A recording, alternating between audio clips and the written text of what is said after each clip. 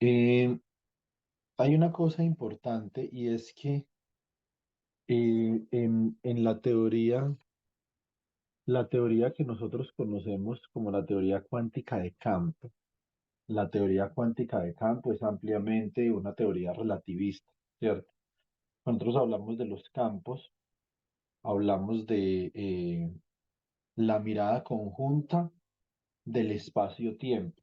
Si hablamos nosotros del campo, tenemos que hablar de eso. Hay de pronto alguna persona que diría, pero yo recuerdo que en electrodinámica hablábamos de los campos. Pero la electrodinámica se entiende ampliamente como la teoría electromagnética y la teoría de la relatividad especial de manera conjunta, ¿cierto? Hablar de electrodinámica ya no es como en la época de Ampère, yo voy a hablar de las partículas en movimiento electrodinámica, no. Eso ahora lo llamamos electrocinética. Ahora la electrodinámica es la descripción relativista de los campos eléctricos y de los campos magnéticos, ¿cierto? Ahora vamos a hacer un ejemplo de la ley de Lorentz. Pero primero, yo quisiera introducir la teoría clásica de campos de la siguiente forma. Entonces, a ver,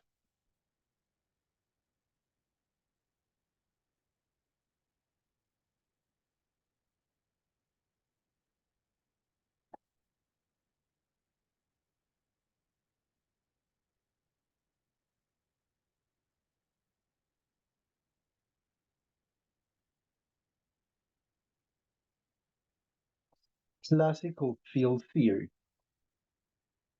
Hay varios libros que hacen referencia a la teoría clásica de campos. Digamos que los clásicos, las personas más clásicas hacen referencia a la teoría clásica de campos a partir del libro de Landau. A mí, pues, digamos, ese libro es un libro que fue escrito en los 60.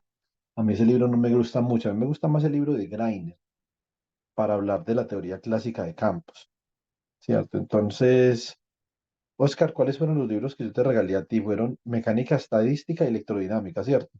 Sí, profe, correcto, esos mismos. Bueno.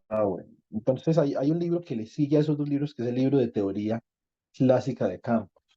Ahora se los puedo enseñar. Eso es Field Quantization de Greiner, ¿cierto? Entonces, yo utilizo mucho ese libro. También está el libro de mecánica clásica con el que nosotros vimos el curso. Ese libro tiene capítulos de teoría clásica de campos. Entonces, vamos a mirar a ver cómo podemos motivar la teoría clásica de campos. Entonces, motivation,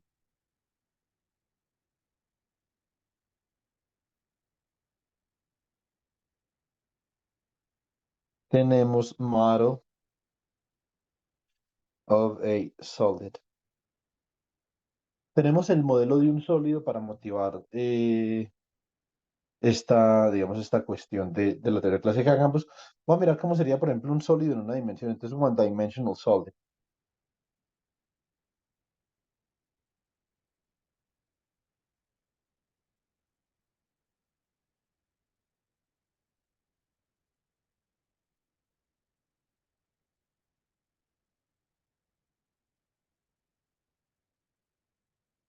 Miremos entonces.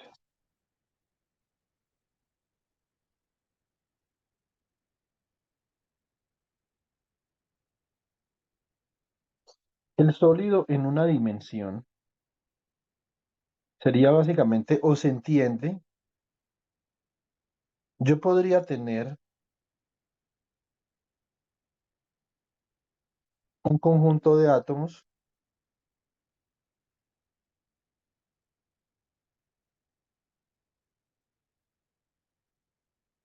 de esta forma.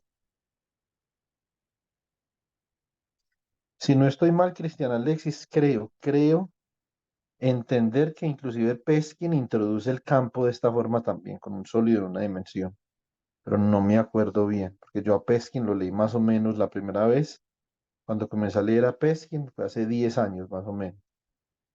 Pues tampoco como para uno tener tanta memoria. Uno sí tiene memoria, pero No recuerdo, es que yo leía varios libros, no recuerdo si Peskin era el que introducía eso de esa manera, pero estoy casi seguro que lo hacía. Entonces, estos átomos, yo los puedo considerar, por ejemplo, yo podría considerar estos átomos acoplados mediante resortes.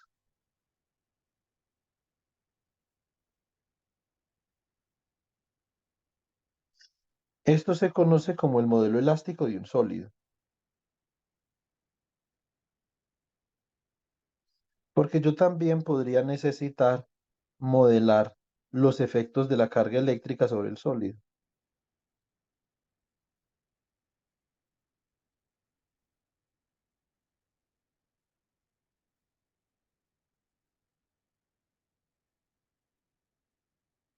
Y si yo quisiera modelar los efectos de la carga eléctrica sobre el sólido, pues venga, yo trato de hacer estos resortes de otra forma. Dame un segundo, chicos, que es que esos resortes ahí me quedan como una resistencia.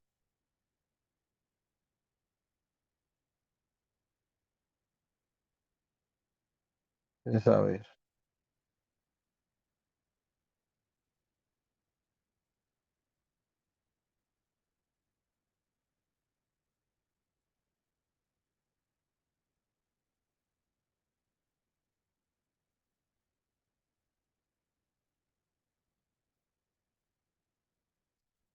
De hecho, yo voy a modelar a Klein Gordon, lo voy a modelar como un sólido. Ya vamos a ver cómo le hacemos a esto. Entonces nosotros, por ejemplo, podríamos tener hipotéticamente este desplazamiento. El desplazamiento de este átomo alrededor de su punto de equilibrio yo lo puedo llamar X sub m, ¿cierto?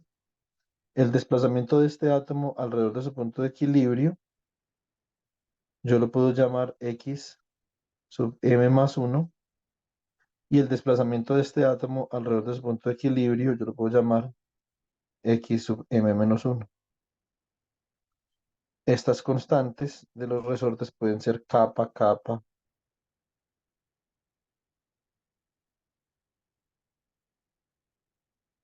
Y estos átomos simplemente serán átomos de masa m.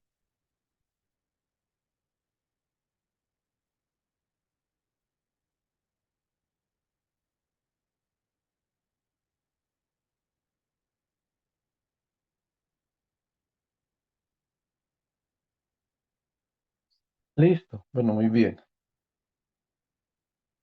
Entonces,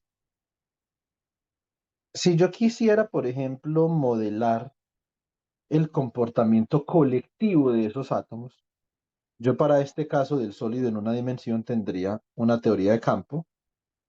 Como vamos a ver, esto es one plus one dimensional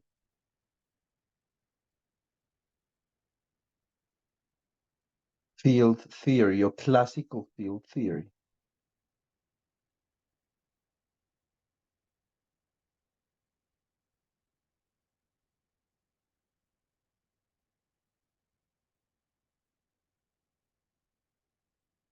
Listo. Muy bien.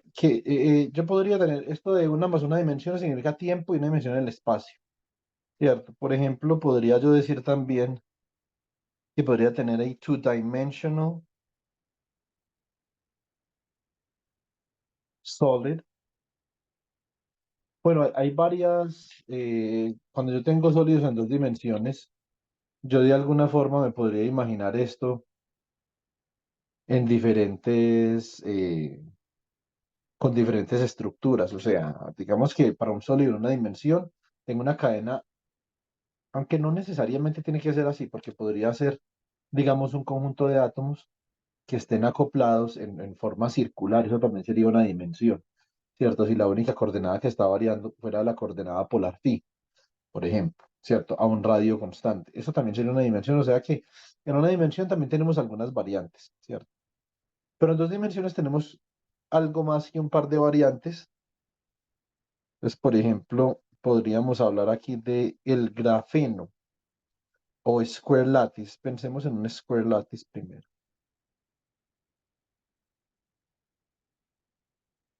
Un square lattice podría ser como algo así.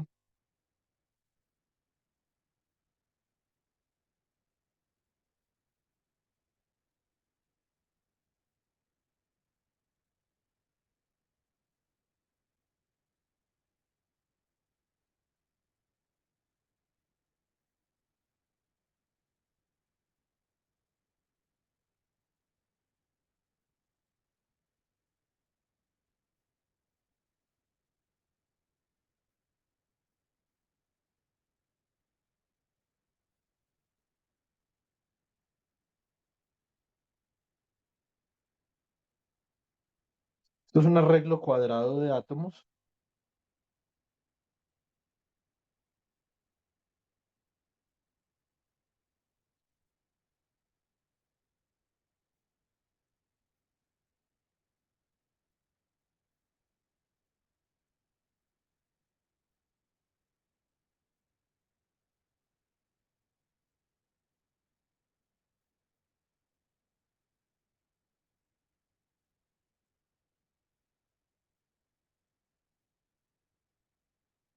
¿Cierto? Entonces podría ser como algo por el estilo.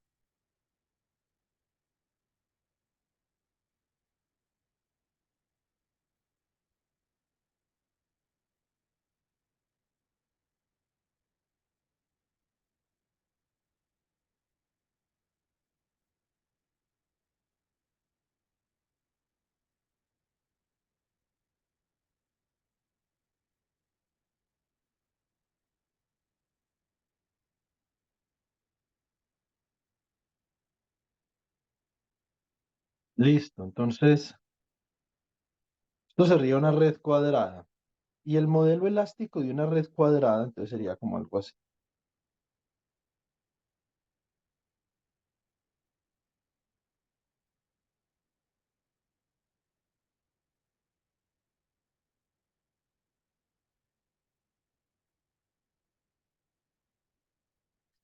Yo reviso algo.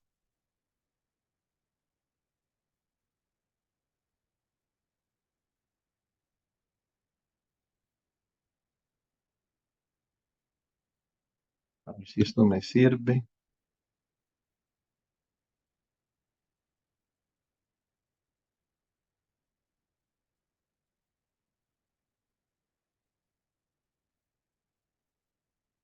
Parece que sí.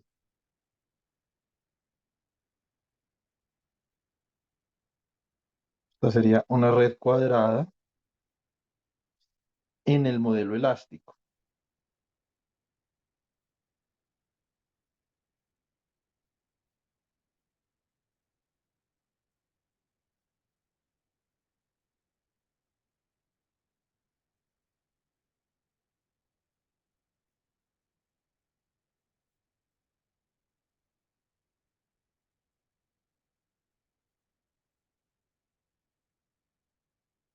Creo que me convendría más hacer esto.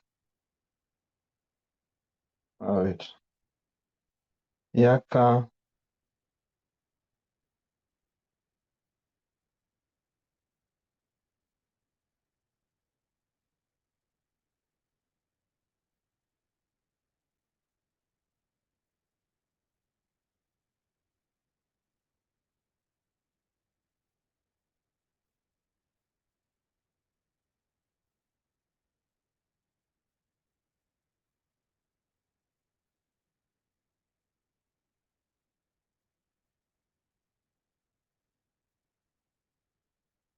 esta sería mi red con el modelo elástico y lo que yo puedo hacer es para producir una periodicidad, tratar de hacer como algo así,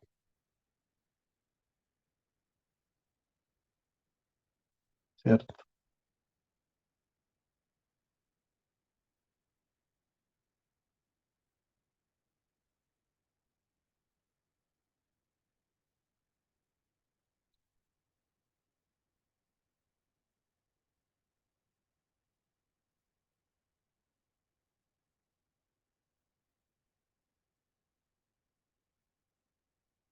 Entonces esta sería mi red cuadrada en el modelo elástico.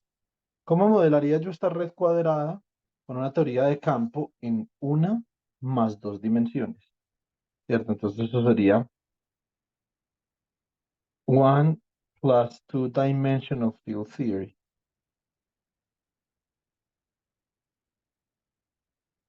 Y ustedes ya se pueden imaginar, bueno, para tres dimensiones, más o menos cómo sería eso, sería, para mí sería prácticamente indibujable, ¿cierto?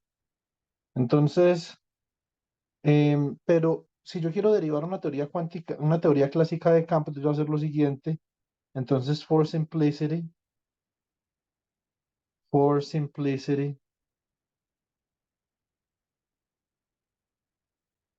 to derive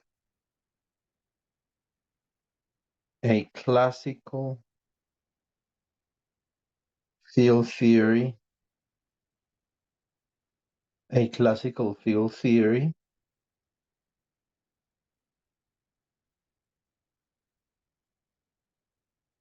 we consider a one-dimensional solid, ¿cierto? Entonces, este sólido de acá en una dimensión, supongan chicos que yo voy a asumir que el desplazamiento de un átomo alrededor de su punto de equilibrio está básicamente dado por una función, que xm es una función phi, ¿cierto? De una posición r particular en un tiempo t, rm, ¿cierto? O sea que esto sería una función phi de una posición rm más uno en un tiempo t, por ejemplo. Esta sería una posición phi, una función phi de evaluada en una posición rm menos uno en un tiempo t, ¿cierto? Y si yo escribo el lagrangiano, entonces de Lagrangian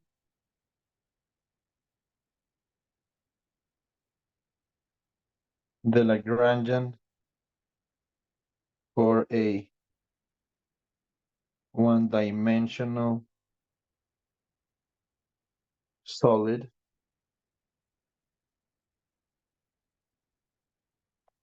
entonces vendría dado por la siguiente expresión. Entonces, lagrangiano, que depende de una coordenada phi, digamos, esto sería phi sub m, y esto sería phi sub m punto. Entonces, yo lo puedo escribir de esta forma. Puede ser la energía cinética menos la energía potencial, lo voy a escribir así. Entonces, un medio de la suma desde m igual a uno hasta n átomos que tiene la cadena, ¿cierto? De la masa de cada átomo que multiplica a phi m punto al cuadrado. Entonces sabemos que phi m punto es una función phi simplemente evaluada en Rm, ¿cierto? Menos un medio de la constante de elasticidad, ¿cierto?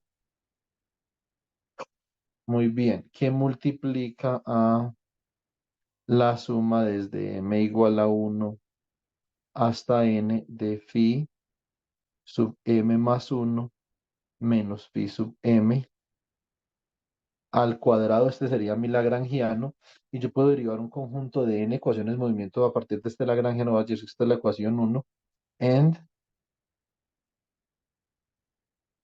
we can derive a set of n equations of motion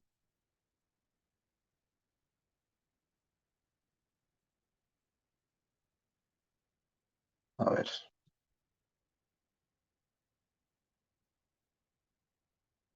from the Lagrangian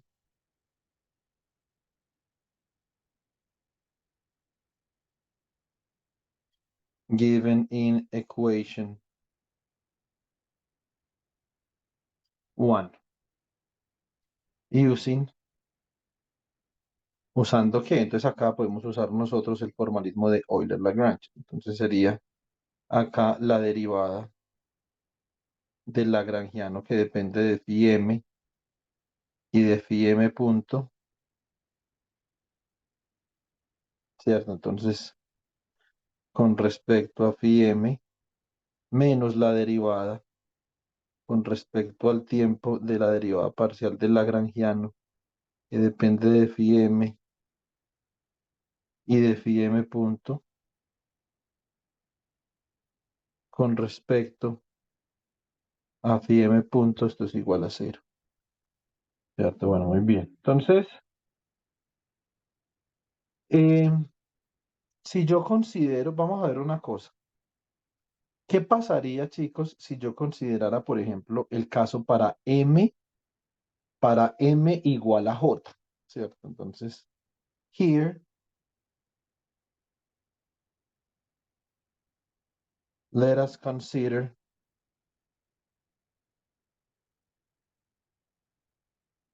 the case for m equal to j. Si m es igual a j, entonces yo podría decir que el lagrangiano de phi sub j punto, esto sería un medio de m de phi sub j punto al cuadrado. Entonces simplemente estoy considerando los términos donde m es igual a j, entonces ya no tengo sumatoria. Pero ojo con este término de acá, porque si m es igual a j, me va a salir un término phi m más 1, perdón, phi sub j más 1 menos phi sub j, entonces me sale menos un medio, capa, me sale acá phi sub j más 1 menos phi sub j. Pero también me va a salir otro término para phi sub j, cuando ¿qué? Cuando m es igual a, en este caso, si m fuera igual a j menos 1, tenemos phi sub j menos phi sub j menos 1, ¿cierto? Entonces, ese término hay que considerarlo porque también depende de j.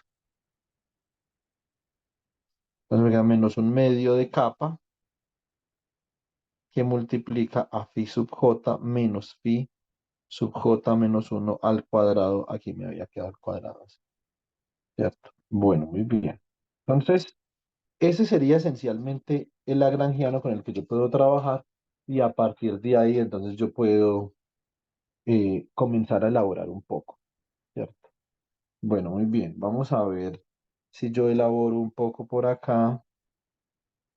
Esto es un medio de m de phi sub j punto al cuadrado menos un medio de capa que multiplica a phi sub j más 1 al cuadrado menos 2 phi sub j más 1 por phi sub j más phi sub j al cuadrado, ¿cierto? Entonces, esto por acá, a ver, me vendría quedando más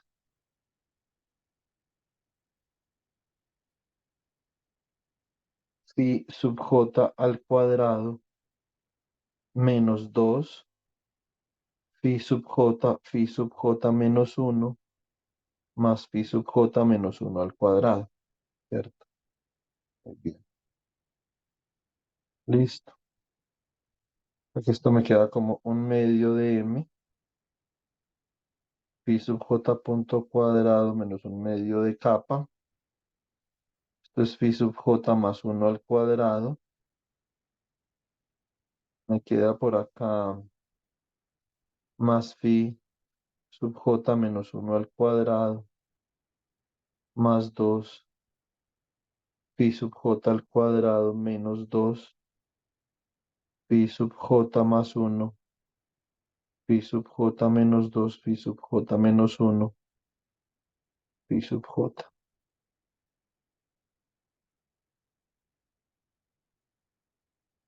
¿Cierto? Entonces, muy bien. Bueno, ahora tenemos que aplicar las ecuaciones de Euler-Lagrange a este lagrangiano. Entonces, decimos lo siguiente: now,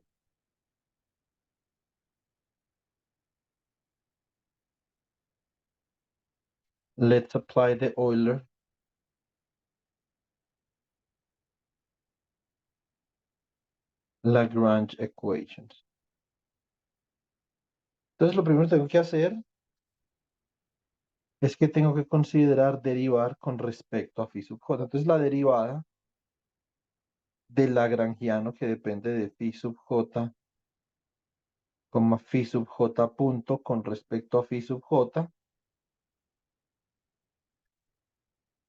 Muy bien, entonces, ¿quién depende de phi sub j acá? Pues, a ver, este depende de phi sub j,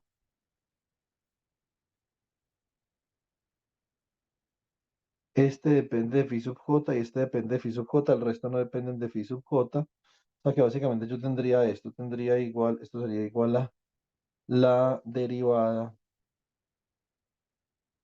con respecto a phi sub j de menos un medio de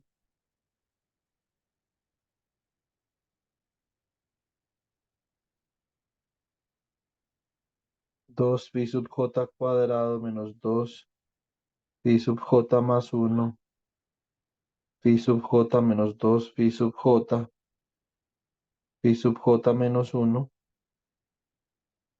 ¿cierto? Entonces, ¿cómo queda esto? Esto me va a quedar como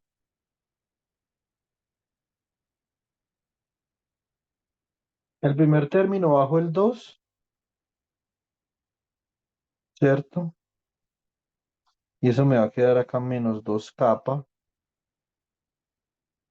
phi sub j, el segundo término, se me cancela el 2 con el 1 medio de capa, entonces me va a quedar menos,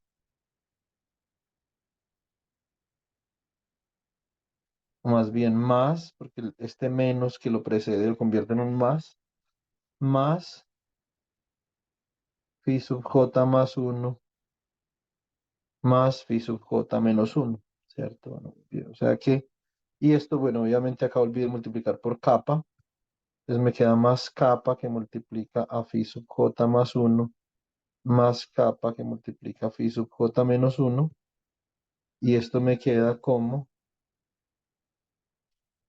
capa que multiplica a phi sub j más uno menos 2 phi sub j más phi sub j menos uno. Listo, bueno, muy bien. Entonces ahora necesito derivar el lagrangiano con respecto a phi sub j punto. Entonces acá la derivada del lagrangiano que depende de phi sub j punto con respecto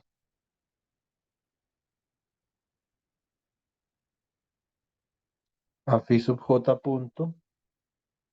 Esto es sencillamente la derivada con respecto a phi sub j punto de este término de acá, que es el único término que contiene phi sub j punto.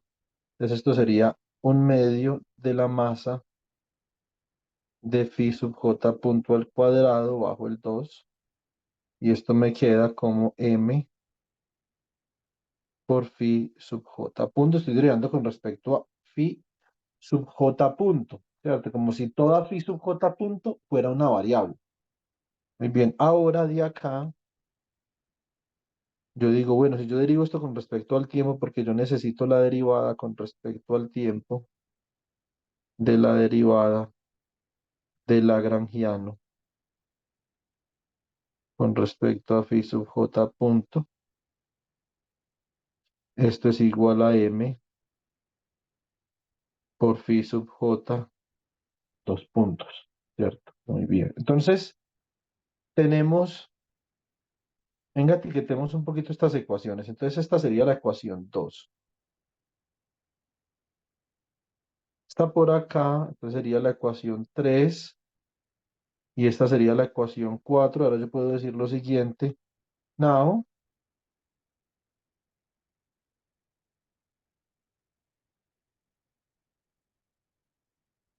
let's replace expression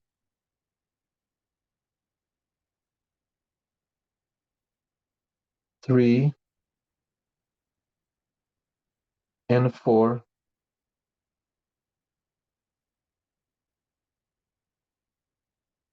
in expression 2.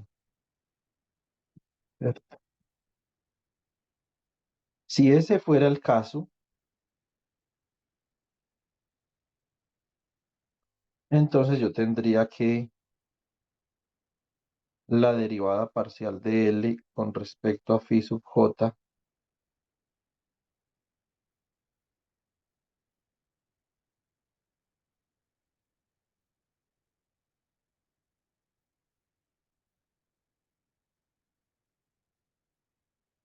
menos la derivada con respecto al tiempo de la derivada parcial de L con respecto a phi sub j punto.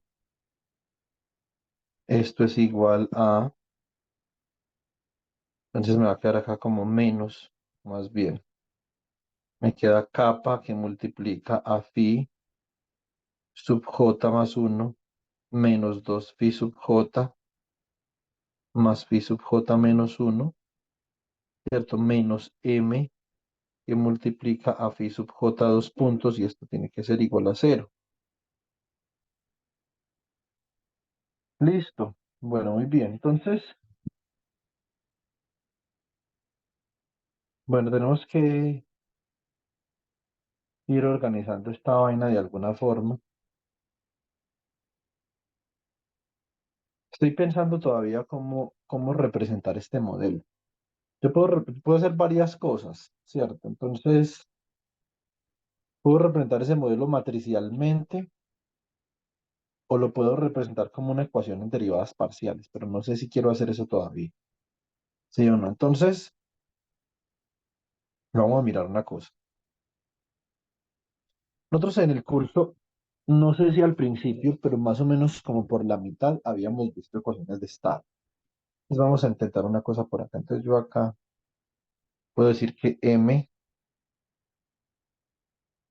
phi sub j dos puntos es igual a kappa que multiplica phi sub j más uno menos 2 kappa que multiplica phi sub j más kappa que multiplica phi sub j menos uno, ¿cierto? De alguna forma,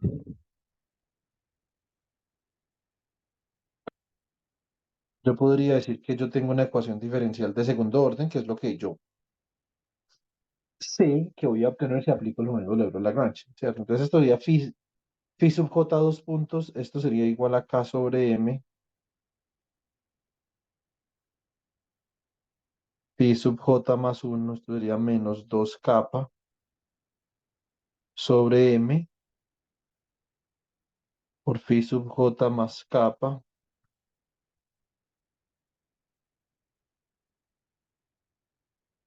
sobre m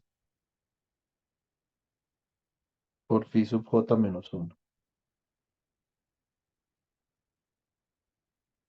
¿cierto?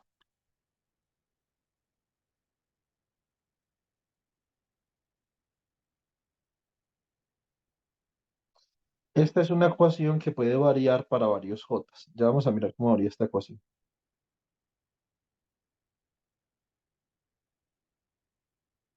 Entonces, este conjunto de ecuaciones diferenciales de segundo orden que yo obtengo para mi sólido, entonces yo lo podría representar así. Vamos a ver. Entonces, por, pues es lo siguiente, yo voy a comenzar a ver. Este tipo de problemas, este tipo de problemas tiene que admitir condiciones de frontera periódicas. Entonces, yo puedo decir lo siguiente. For j equals to 1, ¿sí o no? Entonces, ¿yo qué tengo? Si j es igual a uno, yo tendría que phi sub uno dos puntos es igual a k sobre m por phi sub 2 menos 2 kappa sobre m por phi sub uno más kappa sobre m por phi sub cero. Pero ojo que no existe phi sub cero, ¿cierto? Phi sub cero no existe acá. Yo estoy sumando desde m igual a uno acá, desde m igual a uno acá, phi sub cero no existe. Entonces, las condiciones de frontera periódicas obligan a lo siguiente. Entonces, periodic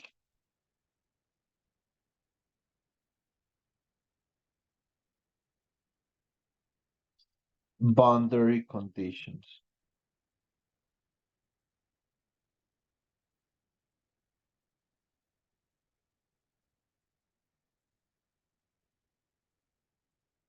Las condiciones de frontera periódicas me obligan a que phi sub 0 sea igual a phi sub n, ¿cierto?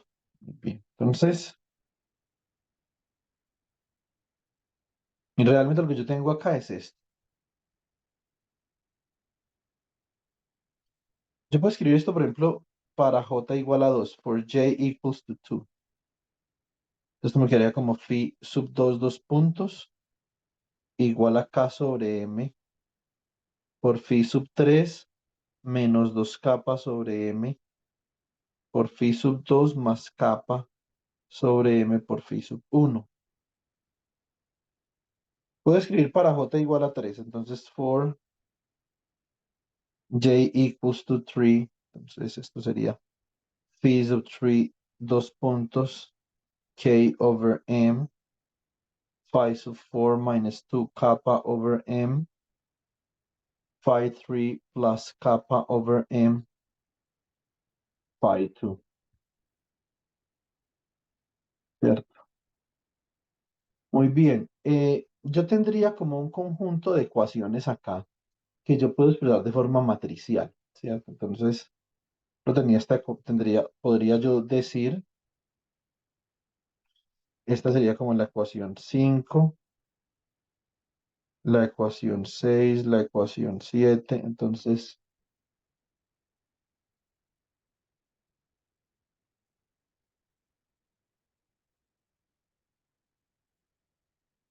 writing equations 5, 6 and 7. Y luego colocar acá otra cosa.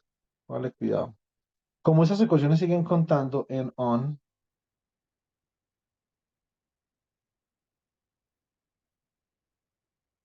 in matrix form,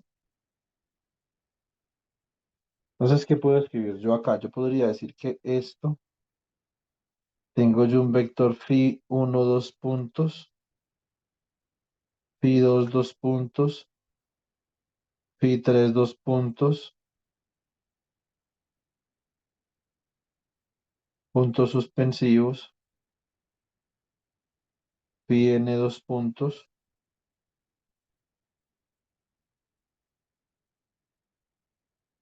Entonces, acá que tengo yo, tengo una condenada matriz.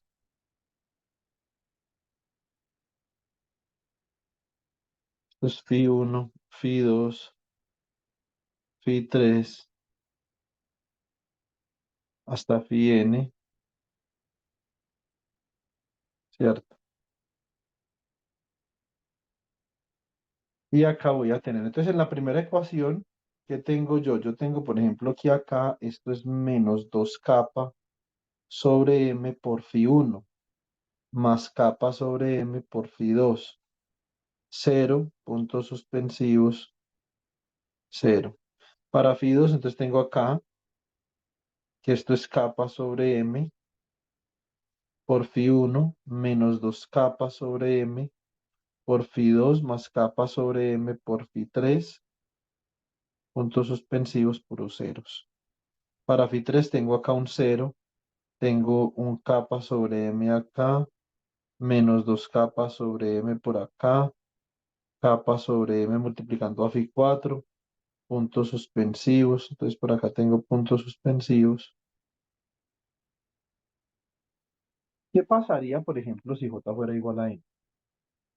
Yo tengo, voy a tener acá un phi sub n más 1, que ojo que por condiciones de frontera, el phi sub n más 1 está obligado a ser phi sub 1, ¿cierto?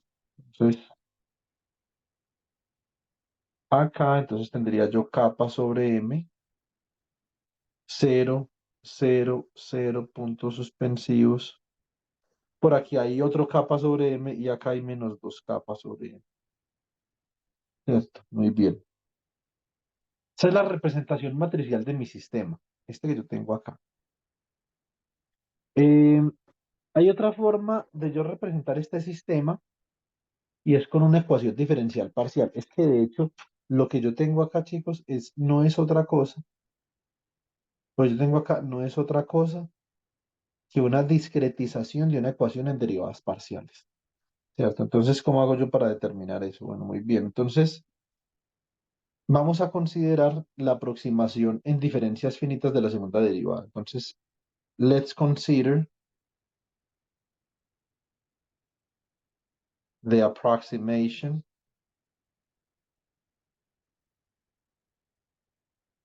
in finite differences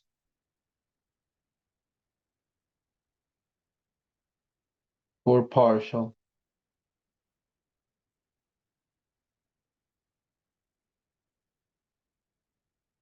differential equations,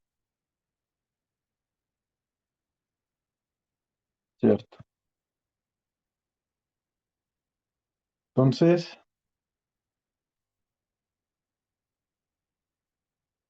yo tengo, por ejemplo, puedo tener que f de x más delta x, yo lo puedo aproximar como f de x más la derivada de f de x con respecto a x por delta x más un medio de la segunda derivada de f de x con respecto a x por delta x al cuadrado. Obviamente acá voy a tener algunas correcciones, más correcciones de orden superior en dx, ¿cierto? Digamos que si eso fuera así, yo no le colocaría aproximadamente igual. Simplemente lo estoy colocando por regularidad, ¿cierto?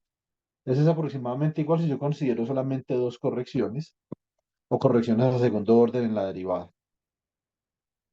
Muy bien. Yo puedo considerar f de x menos delta x.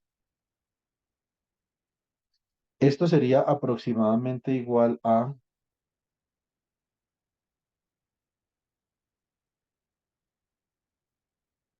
esto es f de x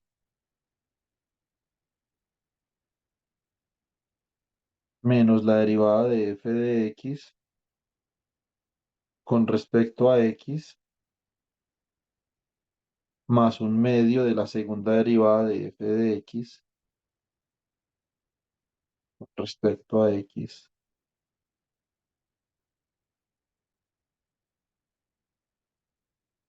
Bien, entonces esto sería la ecuación 8. La ecuación 9, yo digo entonces combining expressions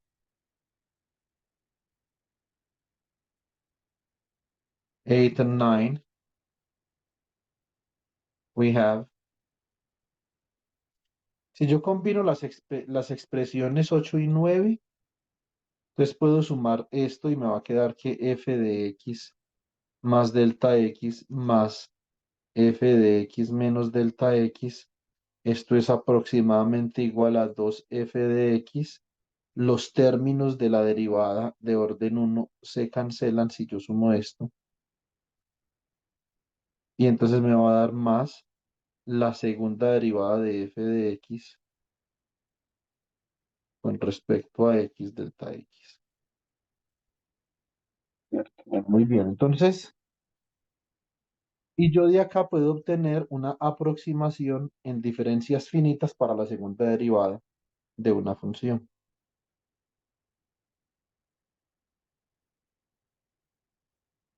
Esto es aproximadamente igual a f de x más delta x menos 2f de x más f de x menos delta x dividido entre delta x al cuadrado.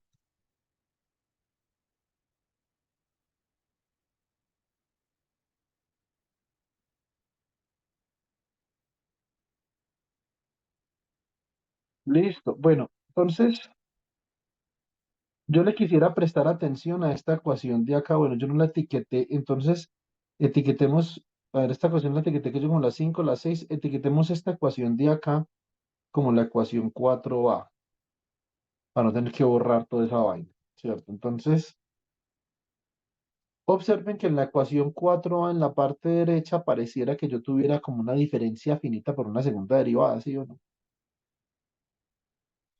pareciera. Si yo factorizo capa sobre m, entonces yo puedo escribir lo siguiente. Entonces,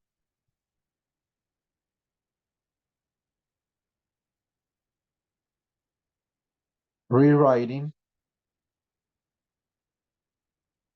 expression for A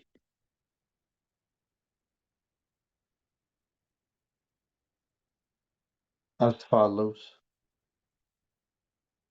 Si yo reescribo la expresión 4A de la siguiente manera, entonces me queda phi sub j dos puntos. Esto sería igual a quién?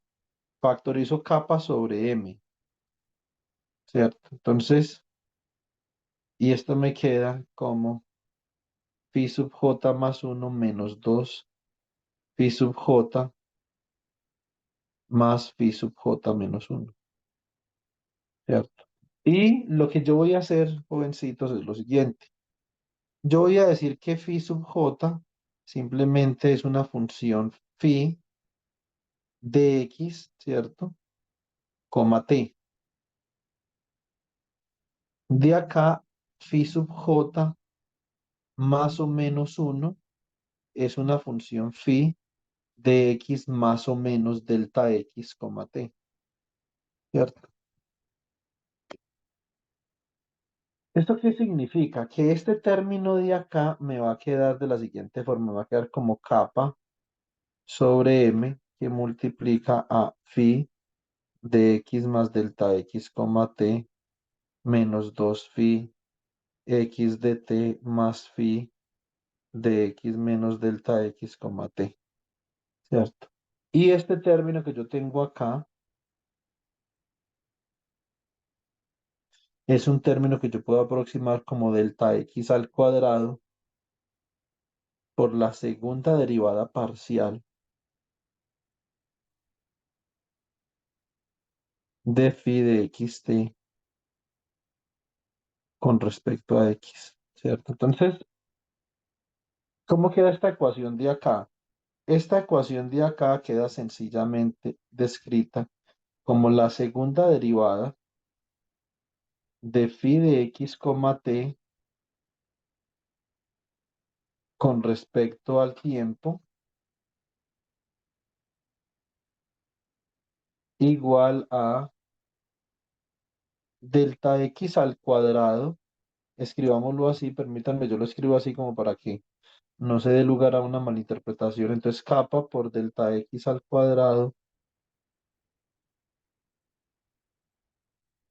sobre m que multiplica a la segunda derivada del campo o de la función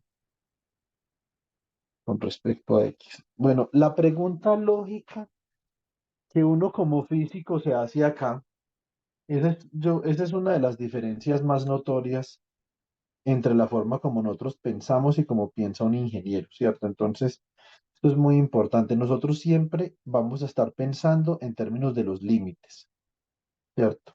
Entonces, para nosotros los límites son muy importantes, sobre todo si somos físicos de partículas o físicos de la materia condensada, porque siempre estamos expuestos a escalas características. Entonces, la pregunta lógica que nosotros nos hacemos acá es ¿cuándo esta aproximación es válida? ¿Sí o no? Bueno, esta aproximación es válida en un límite que nosotros en teoría cuántica de campos o teoría clásica de campos conocemos como el límite continuo. Continuum limit, que es cuando este delta x tiende a cero, ¿cierto? Es decir, que los incrementos en el espacio son lo suficientemente pequeños como para considerar que x es una variable continua, ¿sí o no? Entonces, eso es básicamente lo que nosotros podemos considerar, ¿sí o no? Bueno, muy bien.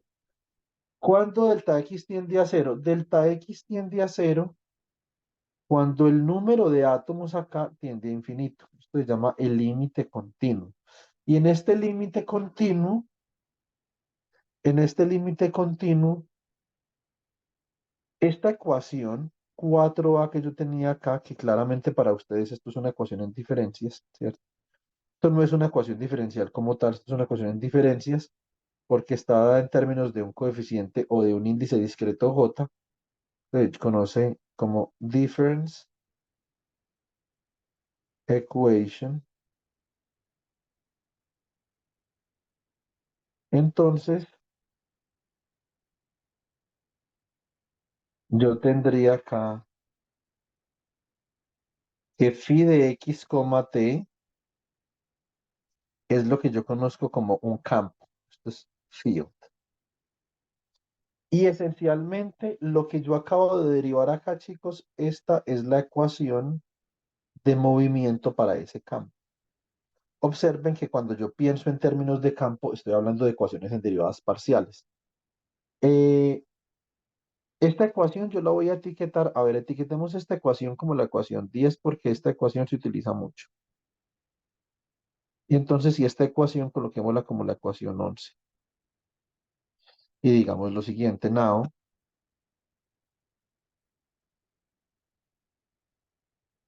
we can reformulate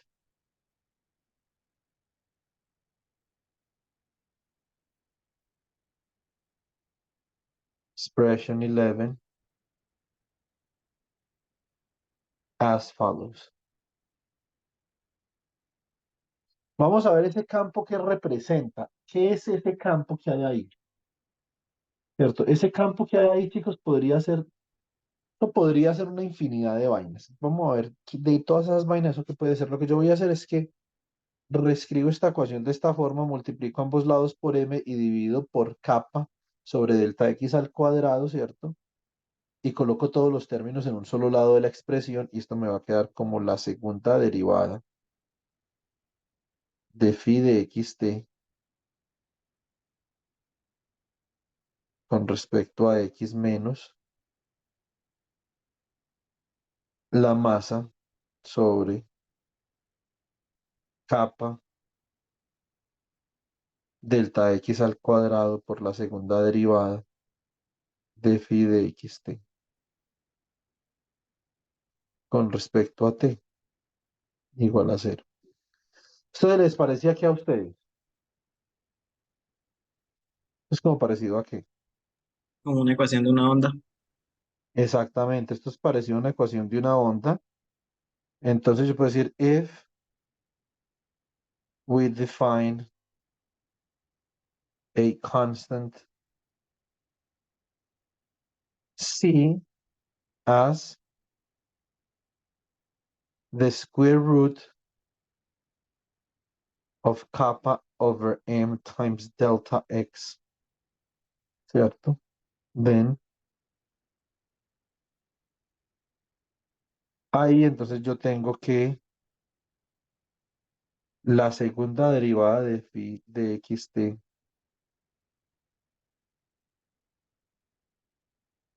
con respecto a x menos uno sobre esa constante c al cuadrado por la segunda derivada de phi de xt con respecto a t es igual a cero. Entonces, esto es wave equation.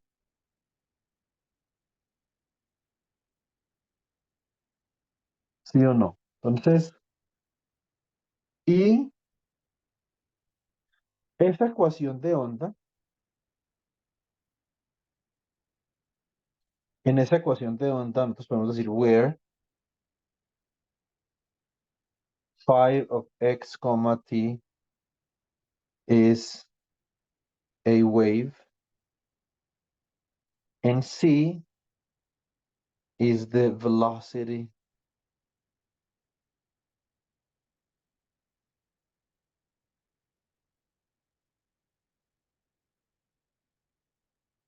of propagation. ¿Cierto? Bueno, muy bien. Entonces, em, ahora vamos a trabajar con la lagrangiana, ¿cierto? Entonces vamos a mirar a ver algo con la lagrangiana. Entonces, Lo que yo quiero hacer es a partir de esta lagrangiana que yo tenía acá, yo a partir de esa lagrangiana quiero obtener una nueva versión de la lagrangiana, pero en el límite continuo que acabamos de derivar. Listo. Y vamos a ver esa vaina cómo se llama. Eso tiene un nombre muy importante y ya después entonces en nuestra próxima clase lo que vamos a hacer es que nos vamos a ocupar de la descripción relativista de las ecuaciones de campo a partir de la formulación que voy a escribir aquí. ¿Cierto? Entonces, now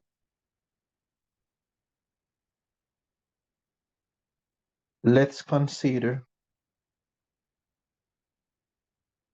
the Lagrangian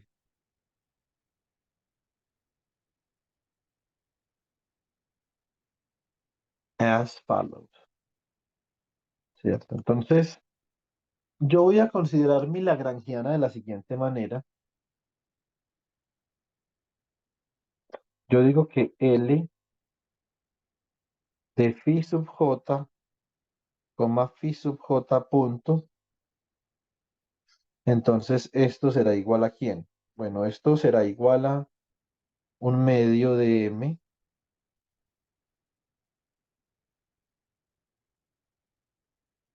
eh, aquí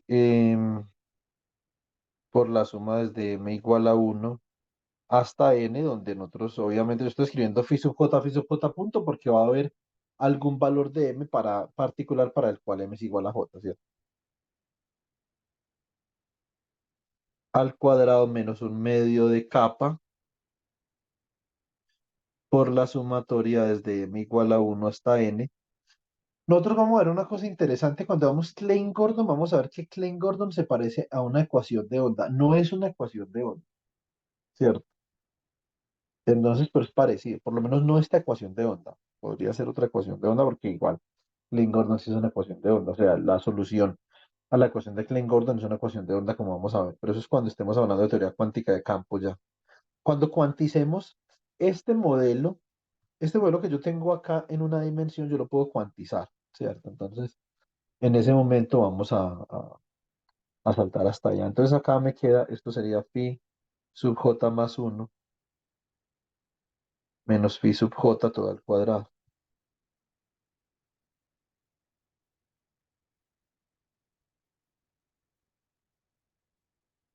Bueno, pero qué bien.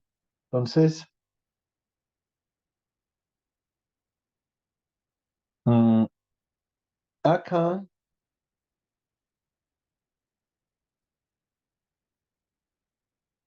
si me permite,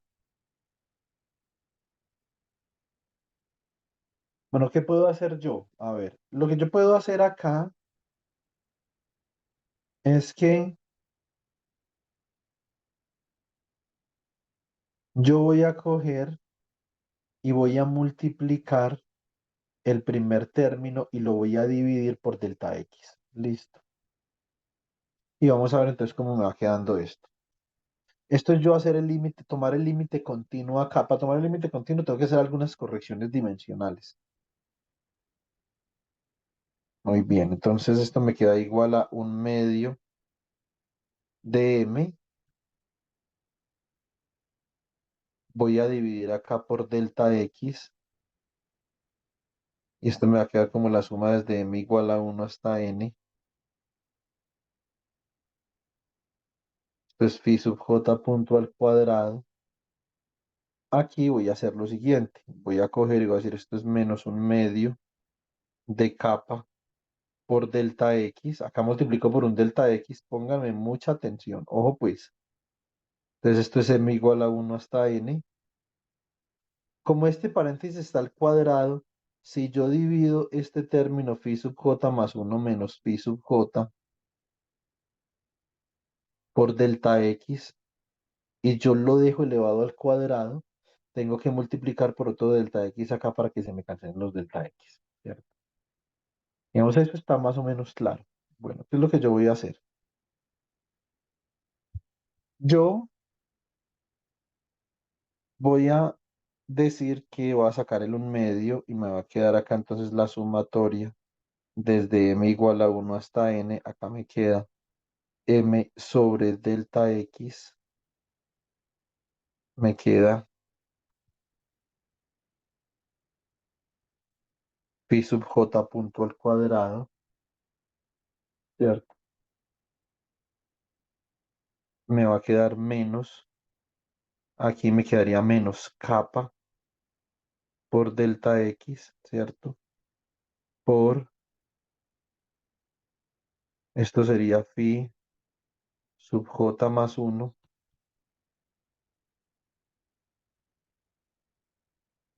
menos phi sub j sobre delta x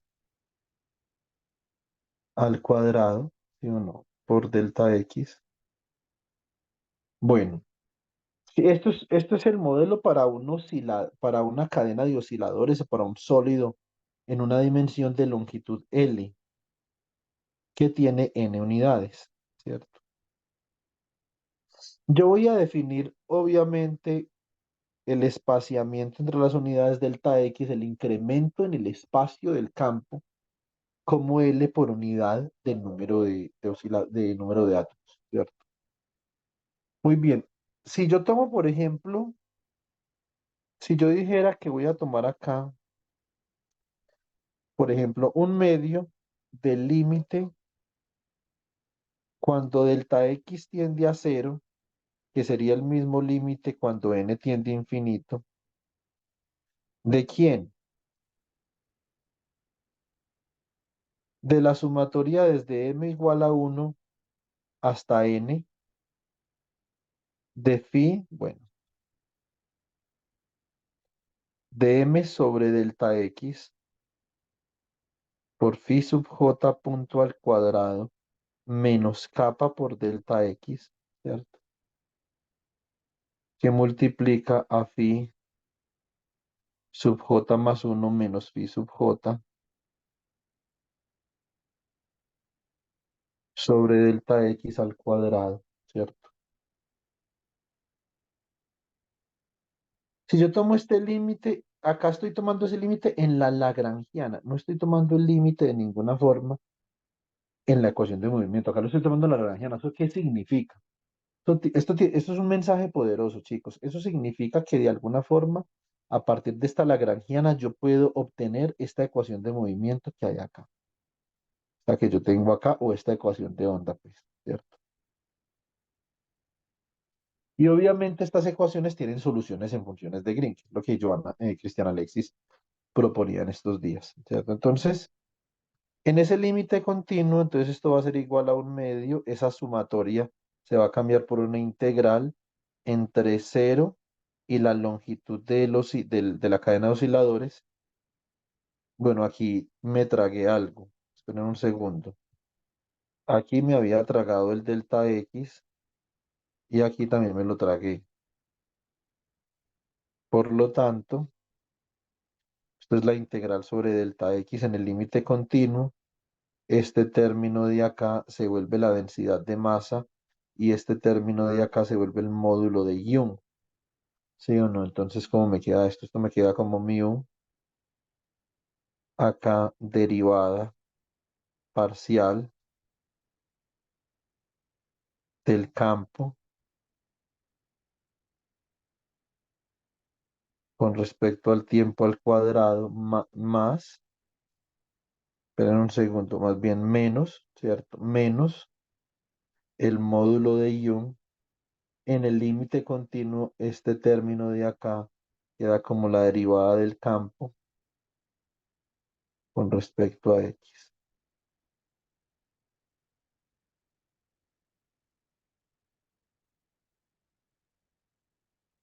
Listo.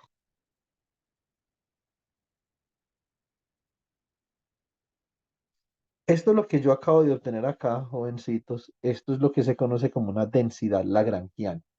Listo. Muy bien. Entonces ya les voy a explicar cómo funciona esta vaina. Este término de acá se conoce como una densidad lagrangiana. Es muy sencillo entender el término densidad, póngale atención. Esto es Lagrangian density. Y yo ya no lo escribo así con esta L firme y segura, lo escribo con esta L, así, con esta L acostadita. Y ya no lo escribo como función de phi sub j y phi sub j punto, sino como función del campo phi de su derivada con respecto a x, que la voy a escribir así, y de su derivada con respecto al tiempo. Un aspecto fundamental de la teoría especial de la relatividad es que la teoría especial de la relatividad es un esquema en física. La teoría especial de la relatividad es un esquema en física que nos permite a nosotros redactar formalismos donde tanto el tiempo como el espacio sean tratados con la misma medida. Digamos que si uno quisiera resumir la teoría especial de la relatividad en una frase, esa es la frase más importante. Si le quieren agregar otra frase, la teoría especial de la relatividad es un marco donde existe una métrica de forma tal que se cumple el principio de covarianza general, ¿cierto? Entonces, de eso hablaremos el lunes cuando ya estemos conversando un poco de las transformaciones de Lorentz. ¿Por qué digo eso? Porque de alguna forma lo que esto me indica es que yo voy a poder escribir estos términos de derivadas con respecto a x y derivadas con respecto al tiempo usando un solo término, porque en el esquema de relatividad especial yo voy a poder hacer referencia a la derivada con respecto al tiempo y a la derivada con respecto a la posición de una forma unificada, ¿cierto? La teoría especial de la relatividad me va a unificar el tratamiento temporal y espacial. Por eso hablamos de las coordenadas espacio-tiempo, ¿cierto? Entonces, ¿esto por qué se llama densidad lagrangiana? Porque observen acá que ustedes tienen una integral con respecto a x. Por lo tanto, las unidades de esta densidad lagrangiana tienen que ser las unidades de Lagrangiano por unidad de longitud, ¿cierto? Puede ser metros. Entonces, si tuviéramos una teoría en dos dimensiones, eso sería un d2x por la densidad lagrangiana. Entonces sería lagrangiano por unidad de área. Si de 3x, lagrangiano por unidad de volumen, lo llama densidad lagrangiana. Muy bien, entonces, si yo generalizara tres dimensiones, entonces generalizing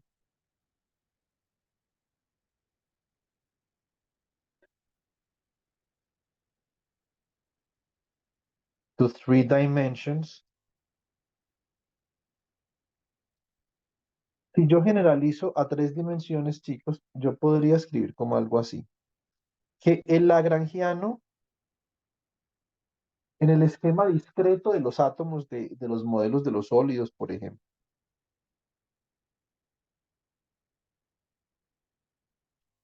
se transforma tomando el límite continuo en una densidad lagrangiana que va a depender del campo, que es función de una posición y de un tiempo, ¿cierto?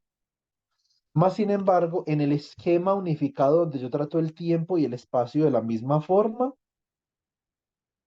entonces yo voy a decir que esto depende, es un campo que depende de una coordenada x sub mu que yo voy a llamar cuadrivector, ¿cierto? Y que depende de su derivada cuadrivectorial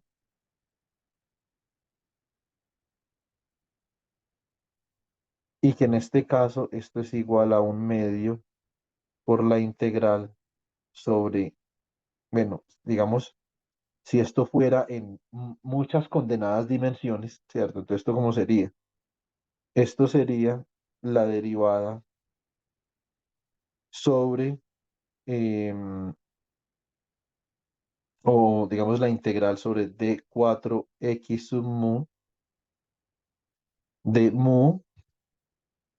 Esto sería la derivada con respecto al tiempo al cuadrado menos y por la derivada con respecto a la posición al cuadrado más. Sin embargo, si yo estoy trabajando en un esquema unificado del espacio-tiempo, yo puedo acá unificar tanto ese gradiente que es de sub mu de phi como esta derivada temporal. Eso es lo que yo quiero que podamos verificar con claridad, ¿cierto? Entonces, por el momento, digamos, este es el esquema que nosotros vamos a trabajar ahora.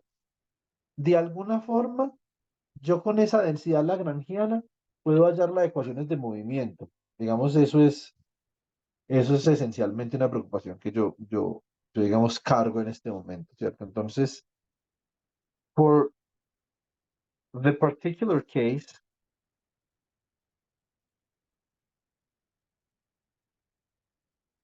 entonces, en el caso particular, yo tendría que esta densidad lagrangiana que yo estoy trabajando, que es una función de phi, sería una función de la derivada con respecto al tiempo de phi y también del gradiente de phi. Esta es la densidad lagrangiana, la que estoy escribiendo acá. Esto es un medio de mu,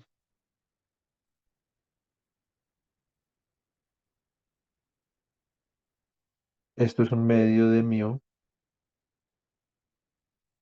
de la derivada de phi con respecto al tiempo al cuadrado menos,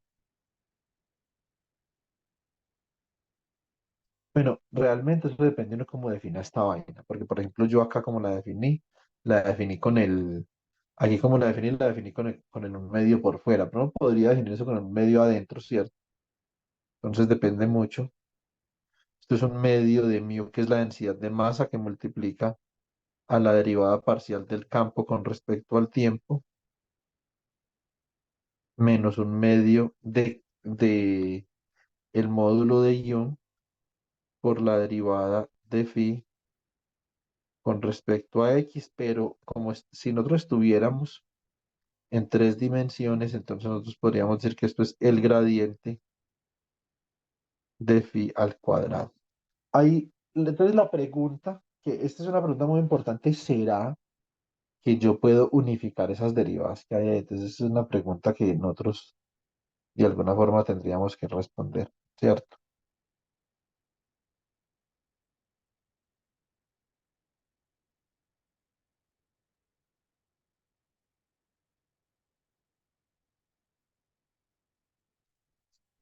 Bueno, muy bien. Otra pregunta importante sería, ¿cómo hallo yo las ecuaciones de movimiento para esta vaina? ¿Cierto? Entonces, ¿será que yo puedo aplicar algo así como el formalismo de Euler-Lagrange, pero para los campos?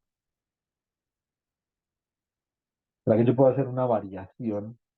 Primero que todo, yo voy a escribir una acción ahora, no en términos de los grados de libertad Q y Q puntos, sino en términos de campos, ¿cierto? Entonces, eso es de lo que yo me tengo que preocupar en este momento.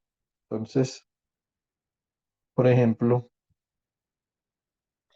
variational, o más bien calculus of variations for fields.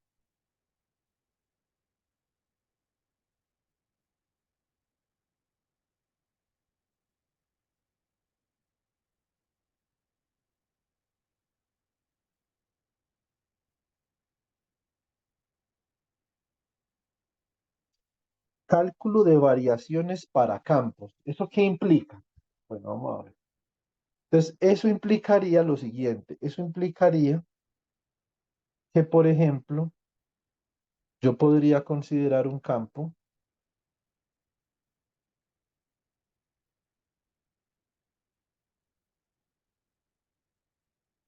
phi de x, t.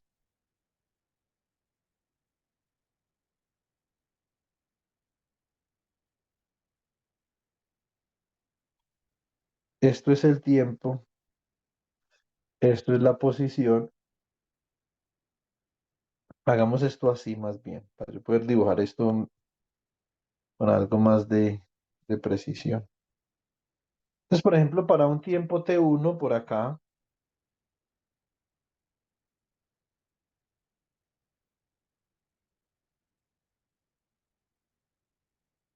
este podría ser el campo.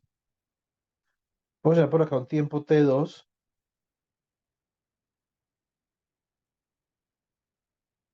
este podría ser el campo. para un tiempo t3,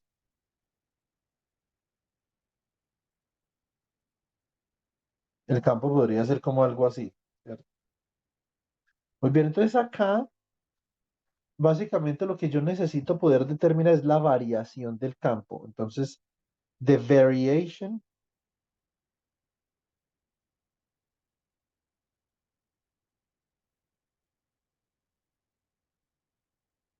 of field 5 of xt. La variación de ese campo, entonces estaría dada la variación de phi, sería igual, bueno, o más bien, yo debo de considerar es esto, yo debo de considerar phi de xt más la variación de phi de xt, ¿cierto? Entonces, por lo tanto, yo puedo considerar así the variation of the action, ¿cierto?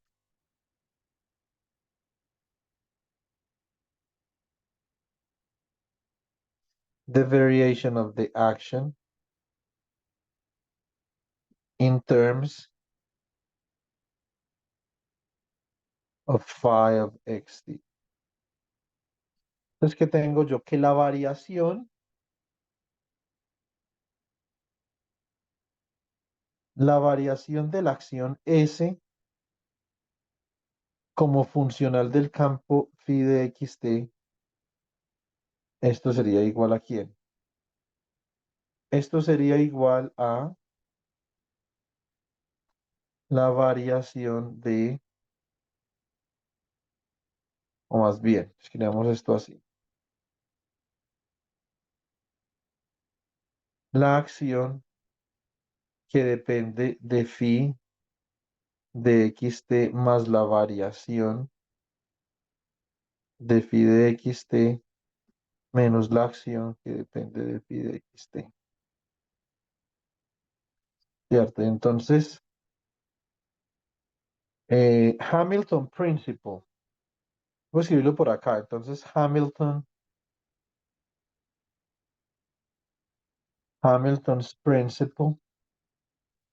El principio de Hamilton en este caso me quedaría como algo así. El principio de Hamilton que me diga que la variación de la acción que depende de este campo con respecto a la variación del campo. Esto tiene que ser igual a cero. Y a partir de acá, lo que yo esperaría,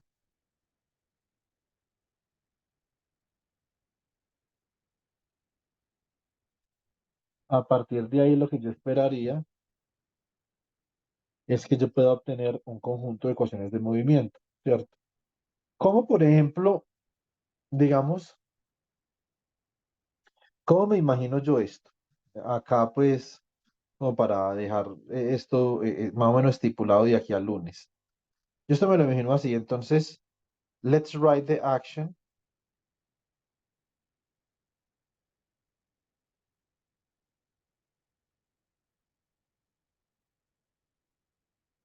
in terms of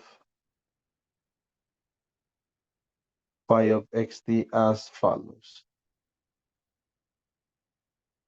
Entonces, si yo escribo la acción en términos de phi de esta forma, yo puedo decir que la acción phi, perdón, la acción S en términos de phi, coloquémosle acá, a ver, hagamos esto en una más una dimensiones.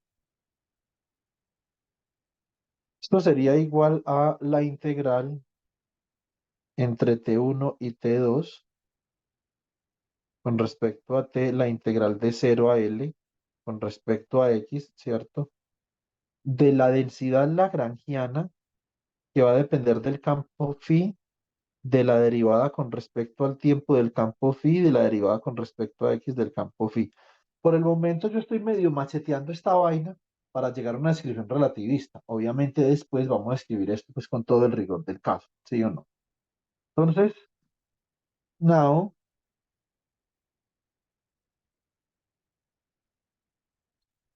The variation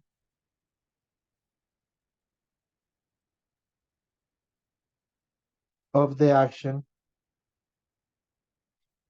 can be written as follows.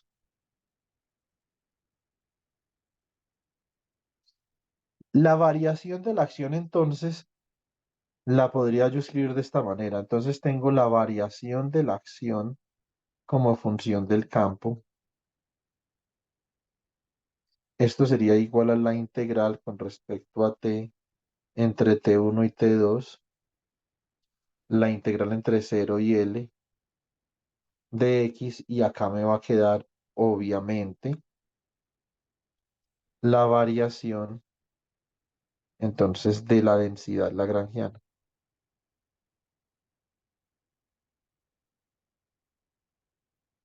¿Cierto? Bueno, voy a seguir escribiendo.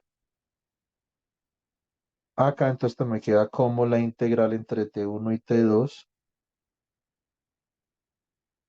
integral entre 0 y L de dx, y acá me va a quedar lo siguiente. Vale, pues cuidado.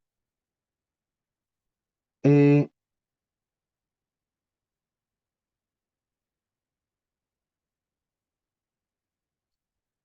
a ver, yo escribo esto así. Me queda, esa variación me quedaría entonces como la derivada parcial de la densidad lagrangiana con respecto al campo phi. Pero ¿de quién depende? Ojo, ¿de quién depende la densidad lagrangiana? También depende, ojo que ahí depende también de la coordenada derivada con respecto al tiempo del campo y derivado con respecto a x del campo. Entonces, ¿qué tengo yo? Yo voy a tener por acá también más la derivada, bueno, escribámosla de esta forma.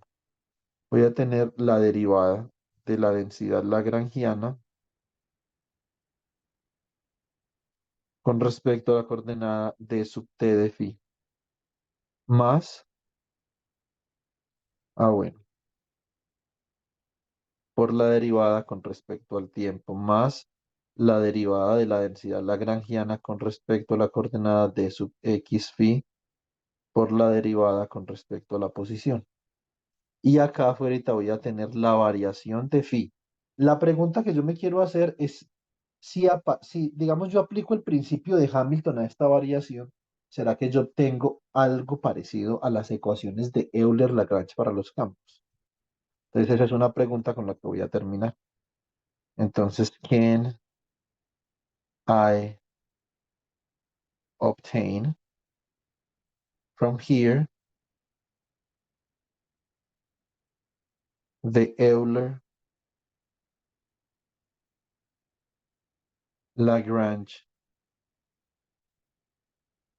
formalism for fields? Entonces, ¿será que yo a partir de acá puedo obtener el formalismo de Euler-Lagrange para los campos? Entonces, esa es como la pregunta pues del millón ahí, ¿sí o no? Por favor, encendamos la cámara para sacar la asistencia, chicos.